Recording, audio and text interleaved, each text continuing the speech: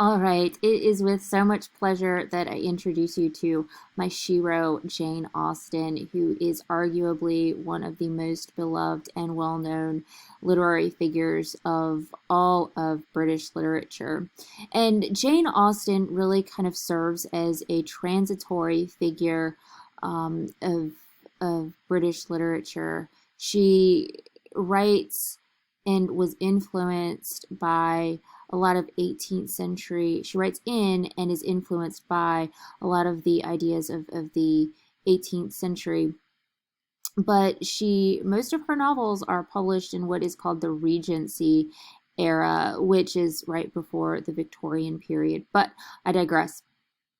She embodies a lot of the ideas of the 18th century, and she really kind of transitions and is in my opinion, one of the authors who kind of gives us a trajectory of where literature is headed. But I digress again. Jane Austen,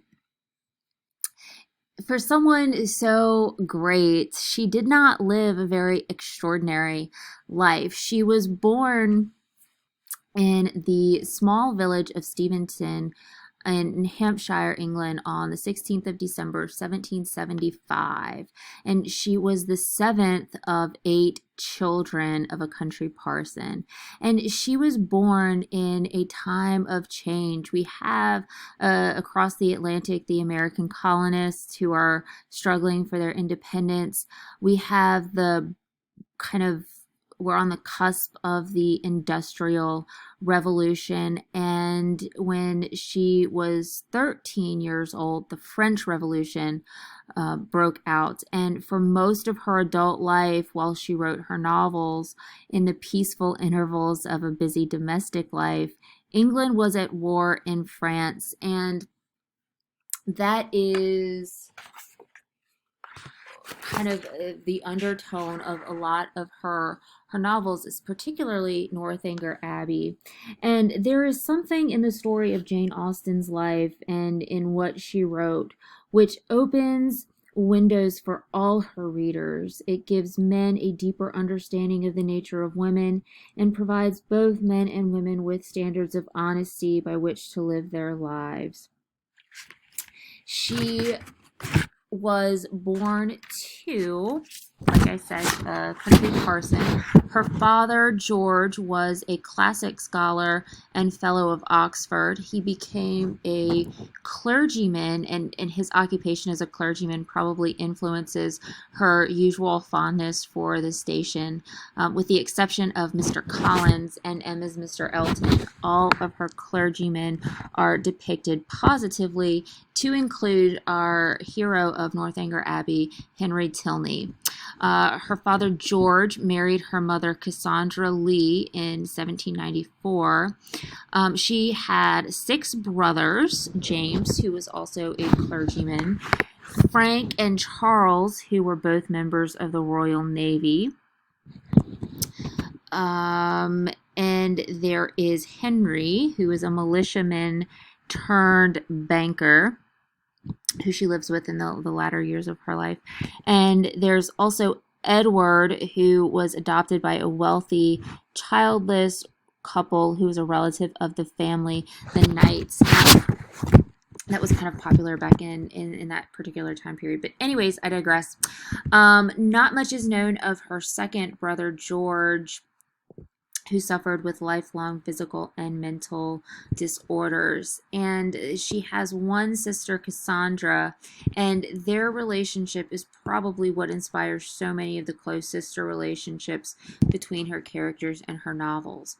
All in all, the Austens were a close-knit family situated in the lower upper middle class.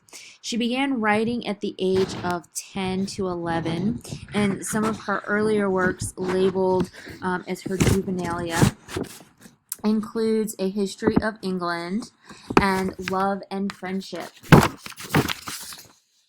She was extremely fond of dancing as a young adult, which is evident in her many novels, and was briefly engaged to Tom Lefroy.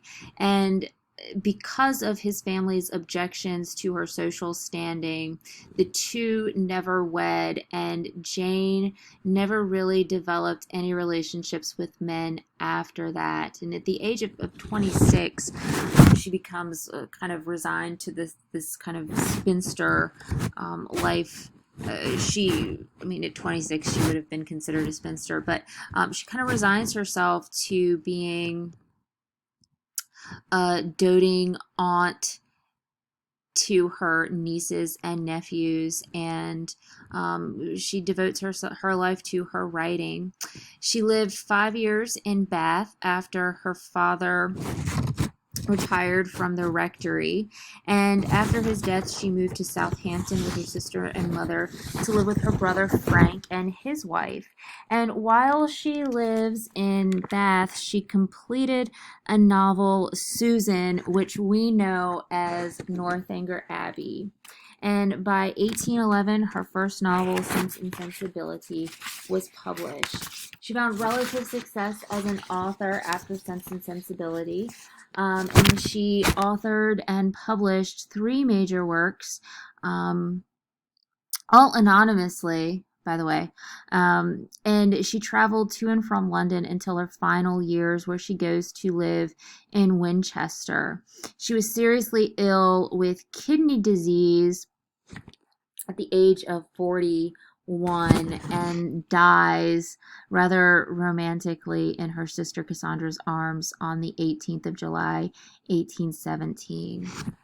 She is buried at Winchester Cathedral at her brother Edward's request, and her tombstone, the epitaph on her tombstone in Winchester Cathedral reads as follows: "The benevolence of her heart, the sweetness of her temper, and the extraordinary endowments of her mind obtained the regard of all who knew her, and the warmest love of her intimate connections."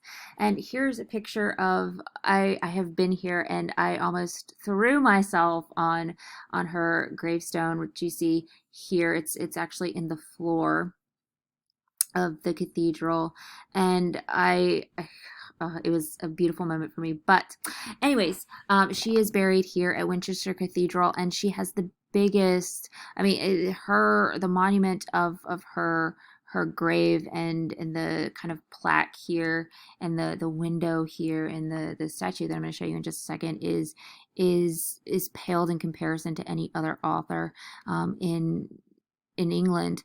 So you have here, this is the plaque that is right above her grave right there, and I stole flowers. They have fresh flowers here every day, or they're always fresh. The day that I went to visit, there was this beautiful this right here, this beautiful flower arrangement, and I stole flowers from there, and I pressed them into a bookmark. And above here you have this kind of window that is dedicated to her in Winchester Cathedral. Here are some other views of her. This is how her grave is outlaid, and this is the actual cathedral that her body is buried in, and this is a statue that is dedicated to her near her little near her gravestone, and the little plaque. So she is, people come from all over the world to see her grave. But anyways, and these are just some kind of pictures so you can see the kind of lasting impact of her life. Jane Austen remains one of the most popular English authors. She wrote 6 major novels in her lifetime, 2 of which were published posthumously, which we'll talk about momentarily. She's also has a bunch of juvenilia. Well, it's her earlier works that they have, the Austen Scholarship calls her juvenilia, and that includes The History of England, where she satirizes the monarchs of England. And this is a picture of one of the manuscript, and Mary and her sister Cassandra illustrated this for her. And just to kind of go back and say something really kind of out of the way, it's interesting to me. There are only two illustrations of Jane Austen that we have, and both of those were done by her sister Cassandra. This is one of them, and this is the one that is the most popular, and you always see it kind of remastered or redone. And the other one is not this particular one, but it's this image. This is kind of a remastered version of it, but it's this image. And those are the only two portraits that we have of Jane. In addition to the history of England, she also wrote Lady Susan, and a kind of satirical, it's hysterical, Love and Friendship. She also wrote. While there are those who disagree about whether or not she is a great author, I mean, how can someone who writes about such ordinary things be great? And someone who did so, quote unquote, little in life be remembered as this kind of commanding figure, regardless of whether or not, and authors at the, especially in the 19th century, quip and quabble about whether or not she's great. Charlotte Bronte said that she was not, ironically. But anyways, I digress. There is no denying her contribution to English literature and the novel as a genre. And no work so boldly and confidently does that than Northanger Abbey. So I'm going to stop here, and I'm going to pick up with kind of an introduction to Northanger Abbey and get you guys started on that.